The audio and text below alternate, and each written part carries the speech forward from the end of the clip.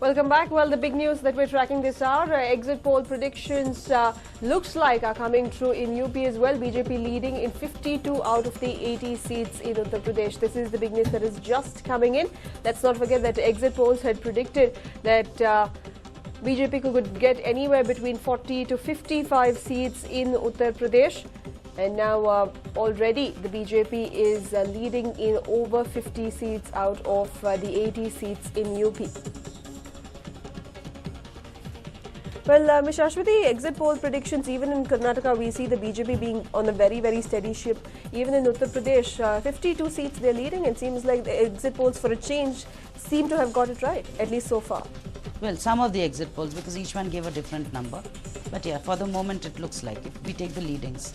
But I still think it's early days yet. Let's not draw any conclusions right now. Okay. Well, that's the big story. In fact, before we slipped into a break, we saw how Rahul Gandhi was trailing in Amethi, and how in Karnataka, to be more specific to our own state, we saw how Nalin Kumar Katil is the first registered victory for BJP in Karnataka. Ramya is trailing. So almost the small predictions that we are seeing of Congress probably facing a big defeat in Karnataka that they wouldn't have hoped for is also coming true. Yeah, so, like we were discussing the other day, I think it's troubled times for Siddaramaiah. So he better figure out how to save his seat. Do you think 18 is a possibility now for BJP? I still wouldn't like to predict a number, but let's just wait and watch. Okay, well, scenes of celebration already being witnessed there. Well, Dr. Harshavardhan seen rejoicing at the news of BJP being in a comfortable position pan-India in most parts of India as predicted by exit polls. Well, all 7 seats BJP seems to be leading. Let's listen.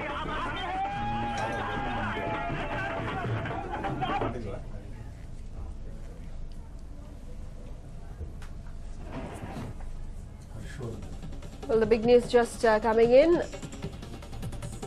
Well, it seems like the slogan of Ab Ki Baar Modi Sarkar might just come true, and it seems like Modi might be all set to become the Prime Minister, as NDA is leading in 290 seats as of now.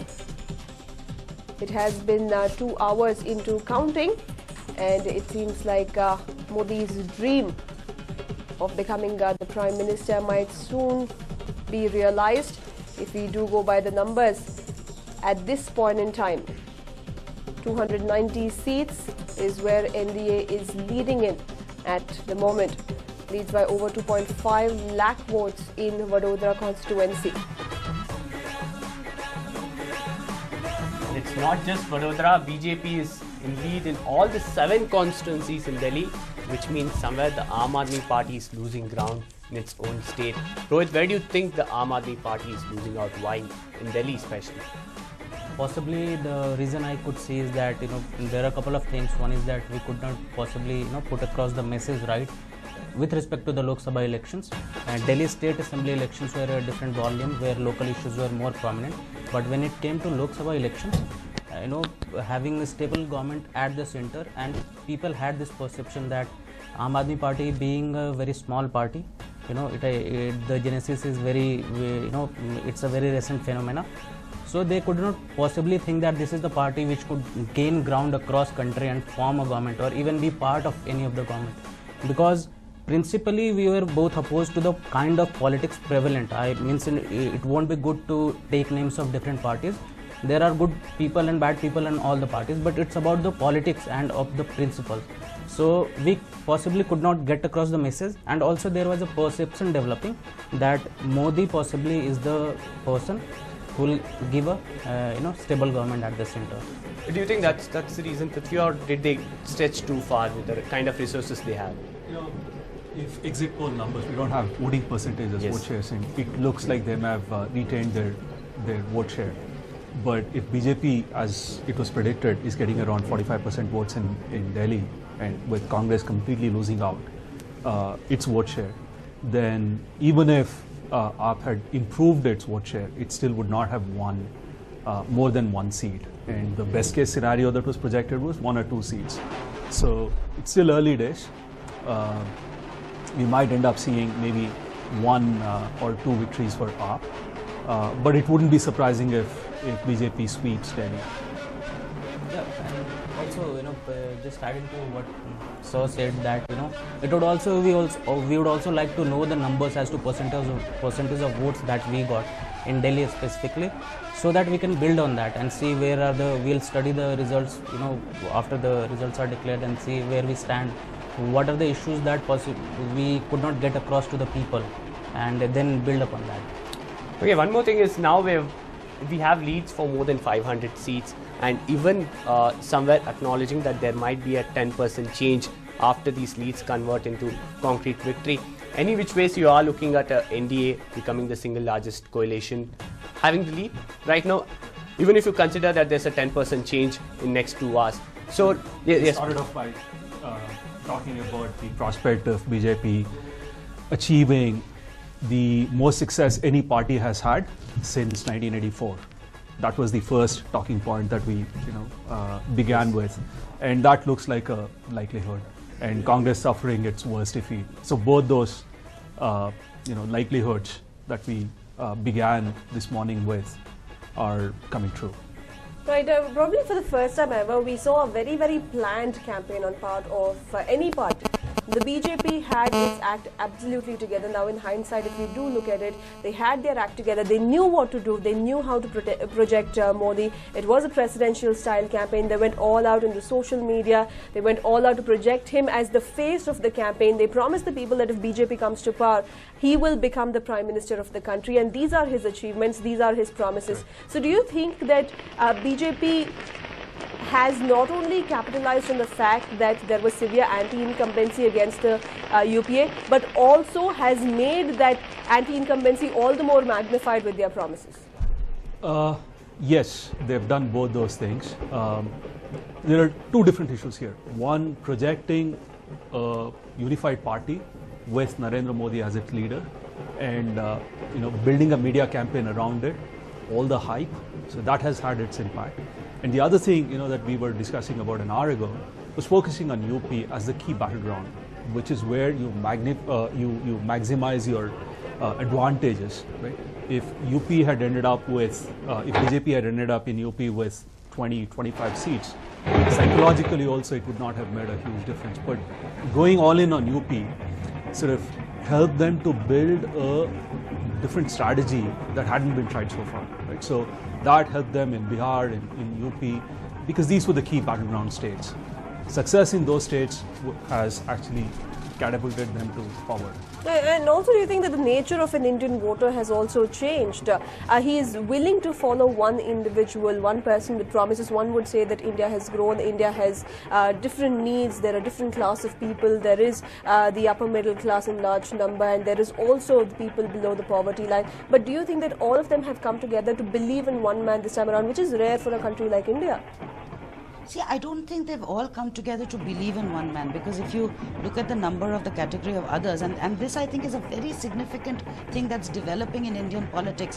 While we are all discussing NDA versus UPA, this election was actually not NDA versus UPA. It was NDA versus regional forces, which is why alliance politics was so important, and again something that BJP trumped on.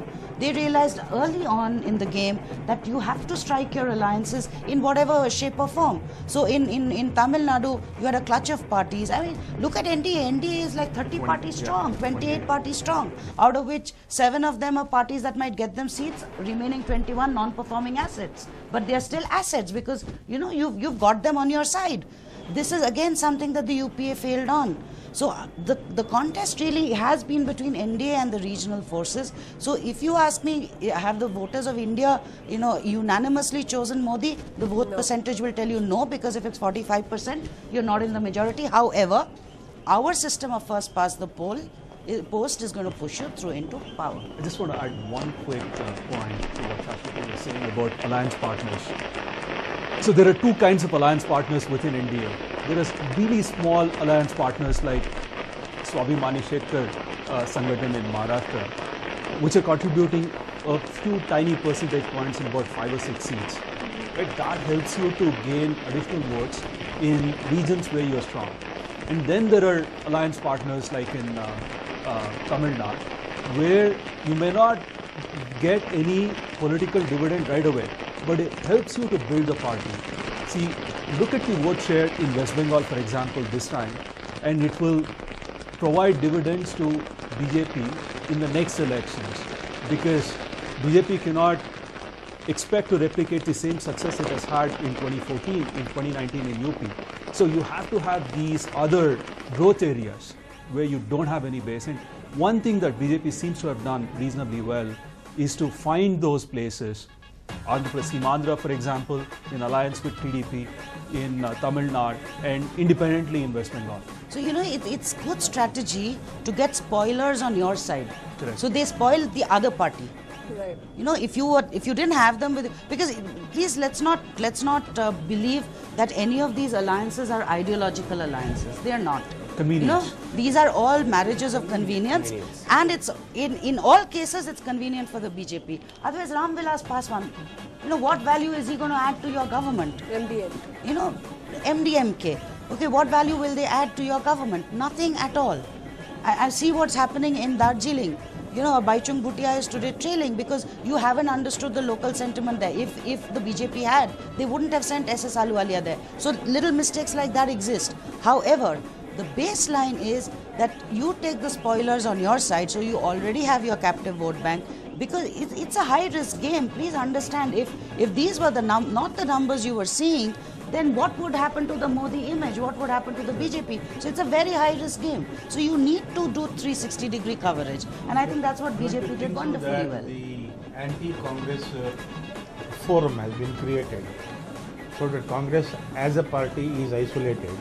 And that was the rhetoric of all the political parties, the communists and the communalists, and the regional parties. But Shrikant Murthy, even parties like Lalu who wanted to reach out to you turned a blind eye to them. So you could have done a little better had you taken some of these people on your side. At least the way you're cutting into each other's votes would not have happened. You know, just like in UP, you're big time killing each other. And a lot of the BJP's entry into states like Assam, etc., is only because all of you are fighting for the same pie instead of increasing the size of the pie. And also, when we have brought up this whole issue of pre-poll alliance and smaller parties and them making sure that they have an alliance, what does it mean for the smaller parties now? Will they, in a long term, as he mentioned, BJP will consolidate and these parties will lose ground for BJP? Is that a possibility? That's going to be. And then they all look at their self-interest.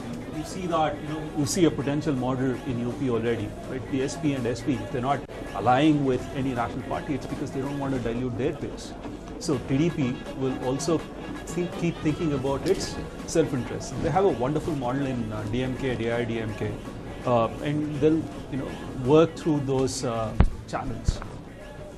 Mr. Prabhakar, you wanted to... Well, you must appreciate the BJP from day one. They were the people. For 1 year, they prepared the whole thing, knowing the election is going to come.